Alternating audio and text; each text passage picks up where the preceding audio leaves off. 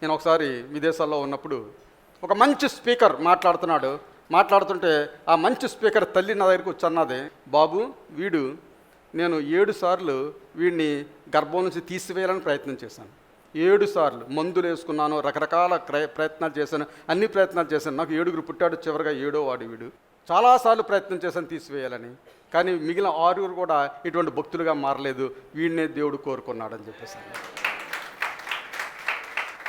Future గురించి భయపడి ఆమె ఏం చేసిందంటే, నాకు ఇంతమంది పిల్లలు అక్కర్లేదు అనుకొని చంపేయాలని చూసిందంట. ఇప్పుడు ఇలా దేవుడు ఎవరిని వాడుకుంటాడో మనకు తెలియదు. మార్పులు మన జీవితంలో వస్తాయని భయం, ఫెయిల్యూర్ అయిపోతామన్న భయం. ప్రియులారా, ఆ రకమైన ఫియర్లో ఈ లోకమంతా కూడా సాతాను పెడుతూ ఉంటుంది. ఫ్యూచర్ గురించి భయపడిపోయేవారుగా ఉంటారు, ఫ్యూచర్ ఏ విధంగా ఉంటుందో అని చెప్పి భయపడిపోయేవారుగా ఉంటారు. ఈ ఫియర్ అనేది, ఈ భయం అనేది నిన్ను బానిసగా చేస్తుందండి.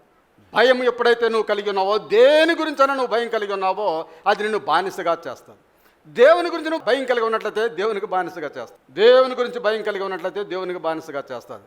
అయితే ఇహలోక సంబంధం విషయాల గురించి బానిసగా కలిగి ఉన్నట్లయితే ఇహలోక సంబంధం విషయాల్లో నిన్ను బానిసగా చేసి నిన్ను నాశనం చేస్తుంది. ఆ బానిస అనే తత్వంలో నుండి నిన్ను ట్రాప్ చేసి నిన్ను పట్టుకొని నిన్ను బంధిస్తూ పీడిస్తూ ఉంటుంది. ఫియర్ అనగా బానిసత్వం. చెప్పండి, ఫియర్ అనగా బానిసత్వము. దేవుని నామమునకు స్తోత్రం. అందుచేతనే 2 తిమోతి పత్రికలో పౌలు భక్తుడు రాస్తున్నాడు, 1వ అధ్యాయం 7వ వచనము, దేవుడు మనకు శక్తియు ప్రేమను ఇంద్రియ నిగ్రహమును గల ఆత్మనే ఇచ్చును గాని పిరికితనము కలిగిన ఆత్మ ఇయ్యలేదు. కాబట్టి నీవు మన ప్రభు విషయమై సాక్ష్యమును గూర్చి అయినను ఆయన ఖైదీనైనా నన్ను గూర్చి అయినను సిగ్గుపడక దేవుని శక్తిని బట్టి సువార్త నిమిత్తము శ్రమానుభవములో పాలువాడవై ఉండుము. దేవుడు మనకు ఎటువంటి శక్తి, ప్రేమ, ఇంద్రియ నిగ్రహము, అది చాలామంది ప్రయత్నం చేస్తున్నారు. యోగాలు చేసి నిగ్రహించుకోవాలని, రకరకాల పద్ధతుల్లో నిగ్రహించుకోవాలని చాలామంది ప్రయత్నం చేస్తున్నారు. కొంతవరకు నిగ్రహ శక్తిని మనం పొందుకోవచ్చు, కానీ సంపూర్ణమైన నిగ్రహ శక్తి కావాలంటే మనం దేవుని వెతుకువారిగా ఉండాలి. దేవుని నామమునకు స్తోత్రం. హల్లెలూయా.